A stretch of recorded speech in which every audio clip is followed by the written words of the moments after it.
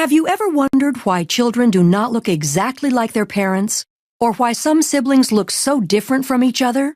The answer lies in the process of meiosis, which generates the gametes for reproduction. Meiosis is the process by which haploid cells are produced from a diploid cell.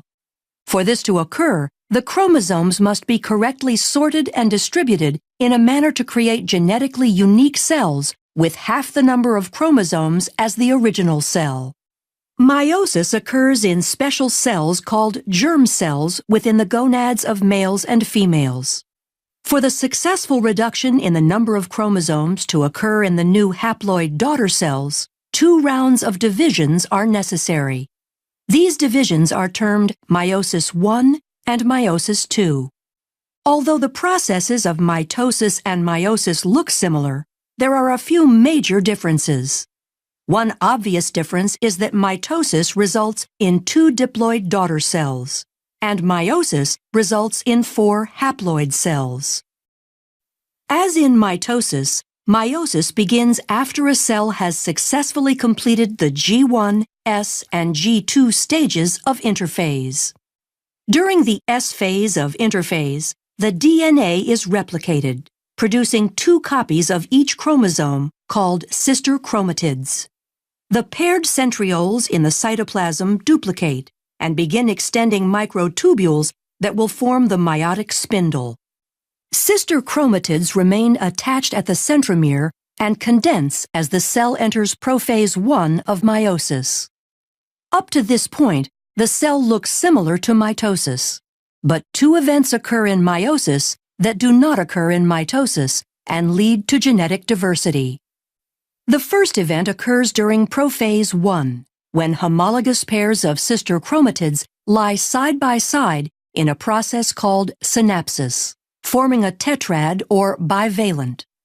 The homologous chromosomes share similar but not necessarily identical genes. Once this structure is formed, the second event, called crossing over, can occur. During crossing over, a physical exchange between chromosome segments of non-sister chromatids occurs, increasing genetic diversity.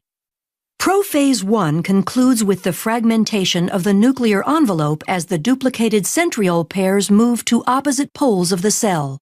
As they move, the centrioles extend spindle fibers forming the meiotic spindle.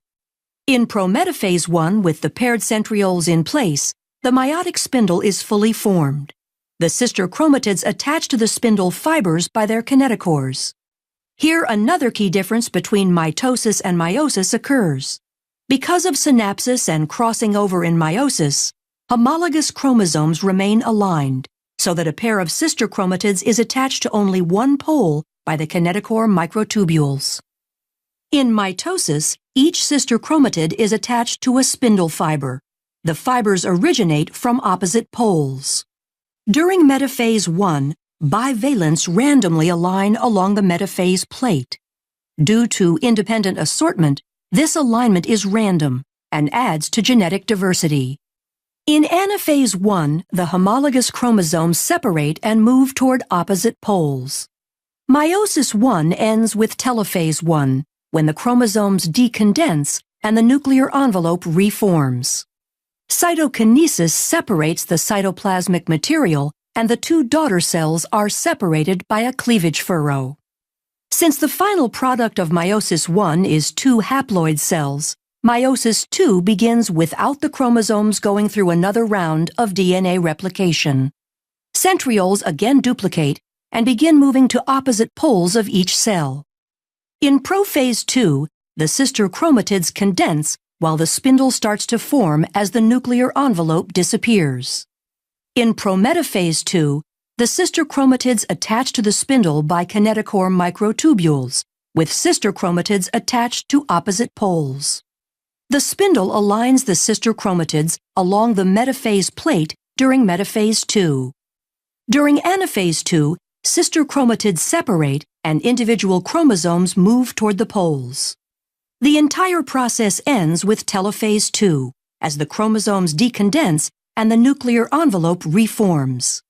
Cytokinesis occurs, and cleavage furrows separate the 2 daughter cells into 4 haploid daughter cells. The haploid daughter cells will specialize into gametes, either sperm or egg.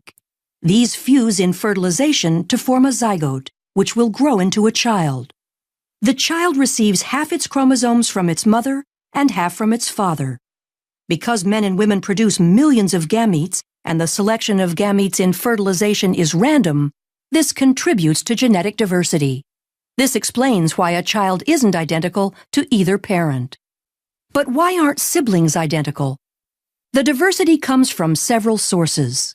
In prophase 1, non-sister chromatids can exchange DNA through crossing over, increasing the genetic diversity of individual chromatids.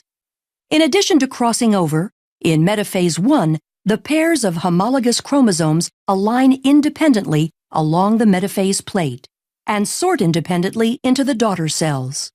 This process, called independent assortment, produces 4 genetically distinct haploid gametes.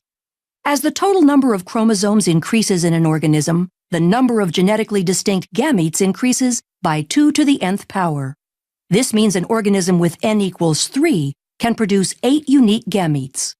For humans where n equals 23, there are 2 to the 23rd power unique gametes formed, or over 1 million different possible combinations.